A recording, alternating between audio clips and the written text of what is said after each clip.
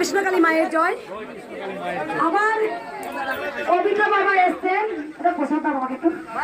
আবার কবি বাবা এসছেন আপনার কাছে ভিডিওয়ে আপনার সমস্ত কিছু চ্যানেল আমি দেখি। আমার বাড়ির মেয়ে ছেলে স্ত্রী সবাই আপনার ভক্ত।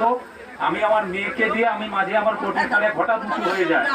আমি তখন ডাক্তার দেখাচ্ছি, একই পয়সান হয়ে আছে। তখন বাড়িতে বললো মার একটা ফটো বের করে তুমি মন ঠাকুর ঘরে রাখো, আমি প্রতিদিন জবা ফুল দেবো, সেই জবা ফুল তুমি খালি পেটে সকালে খাবে আর মায়ের নাম 108 বার প্রতিদিন করো। আমি 108 করতে আমার আস্তে আস্তে সেটা কমে যাচ্ছে এবং দাঁতের যে সমস্যা অনেক কমে গেছে। ডাক্তার দেখেও প্রতি যে উঁচুটা প্রায় কমে গেছে, একেবারে নেই। এই জন্য আপনাকে নিয়ে মাকে নিয়ে আমি একটা কবিতা লিখেছি, আপনাকে দেবো, আপনি গ্রহণ করবেন মা? তো ঠিক আছে, খুব সুন্দর কবিতাটা পড়বো একটু মা। আমি একটু দেখিয়ে দিই। বাবা নিজে অনেক উপকার পেয়েছে, বাবার বাড়ির ফুল ফ্যামিলি আমার ভক্ত, বলেছে নাম জপ করতে, নাম জপ করে বাবা অনেক সুস্থ। সুন্দর একটা কবিতা লিখেছে, বাবার গলা দিয়ে আমি শুনবো। বলো বাবা, চুপ করো একবার, চুপ করো। জয় কৃষ্ণকালী মায়ের জয়। এই ভক্ত বাবা খুব সুন্দর একটি কবিতা লিখেছেন, তো আমি নেক্সট পার্টে দিয়ে দিচ্ছি। কবিতাটি অবশ্যই শুনবেন আপনারা। জয় মা।